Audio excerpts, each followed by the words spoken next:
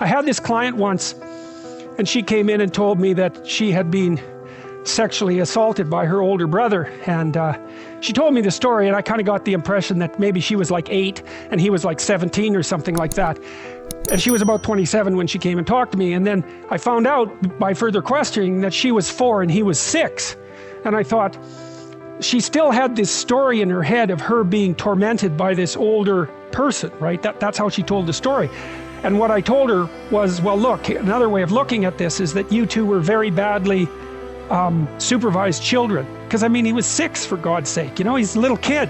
That doesn't mean that what happened to her was any less traumatic, but he wasn't 17, right? The story was different than the one she had in her head. And, you know, by the time she left, after we had that conversation, it was clear that the way that she was construing the experience had radically shifted. And it's very interesting because, you know, you think of the past as fixed, and it is in some sense, but the reason you remember the past isn't to make an objectively accurate record of the past. It's so that you can use the information in the past to prepare you for the future. And your mind won't leave you alone unless that has happened. So if you've encountered something that's negative and you don't know why, and you don't know what to do about it if that happens again in the future, then that will stay with you. And I think one of the things it does too is it increases your overall physiological load. There's actually physiologists who've been talking about this. I can't remember the damn phrase, but you can imagine that your mind is doing something like this all the time. It's got a record in some sense of your autobiographical experiences. And what it's doing is calculating how frequently you've been successful versus unsuccessful. And the more frequently that you've been successful, the higher you are up on the dominance hierarchy. That's one possibility. So your serotonin levels go up and you're calmer. But also, it's reasonable to assume that the environment is less dangerous, right? Because that's sort of what constitutes danger. You're somewhere and you act and something you don't want to have happen happens, that's danger. And so your brain is always trying to figure out how to calibrate how anxious you should be. And one of the things it does is by sort of keeping track of your past success-failure ratio. And so to the degree that your past has been characterized by, we'll call them failures, that those are situations where you do not get what you want, then your brain puts your body on constant alert.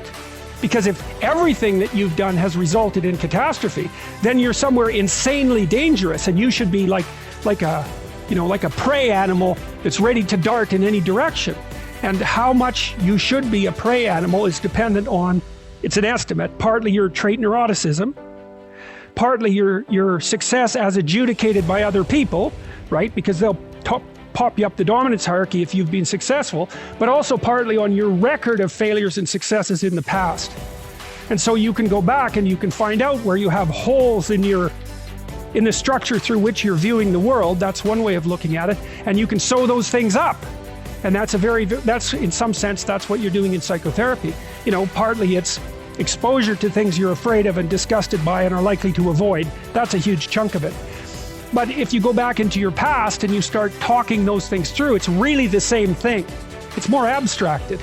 So Freud, of course, was always, when he was doing his free association process with his clients, he'd find that if he just let them talk, that their speech would circle until it hit a place like that, where they were confused and doubtful.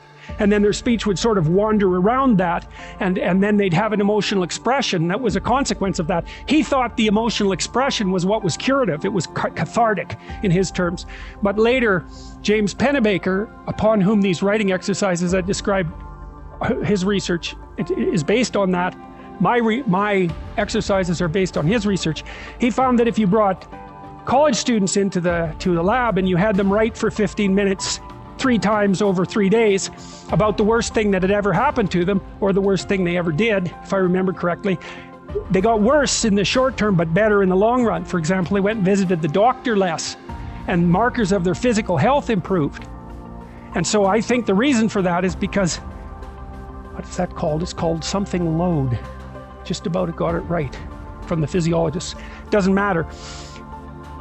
They got healthier, as far as I can tell, because they basically calmed down.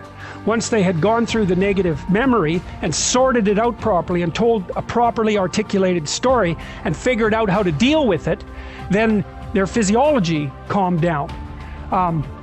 And so then they weren't as stressed, they weren't producing as much cortisol, and so cortisol suppresses your immune function, and so they were more likely to stay healthy. And so, well, so that's all very much worth thinking about. That's all in the domain outside of the light. Because people think that the purpose of memory is to remember the past. And that's not the purpose of memory. The purpose of memory is to extract out from the past lessons to structure the future. And that's the purpose of personal memory. And so you're done with a memory when you've extracted out the information that you can use to guide yourself properly in the future. So if you have a traumatic memory, for example, that's really obsessing you, if you analyze that memory to the point where you've figured out how you put yourself at risk and you can determine how you might avoid that in the future, then the emotion associated with that goes away.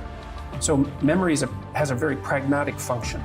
And cultural memory is the same thing, is that we need to extract out stories from our past that structure our future. And we need that because, well, first of all, if you don't have a purpose, let's say, it isn't that your life becomes neutral in a meaningless sense. It's that your life becomes characterized by unbearable suffering, because the baseline condition of life is something like unbearable suffering.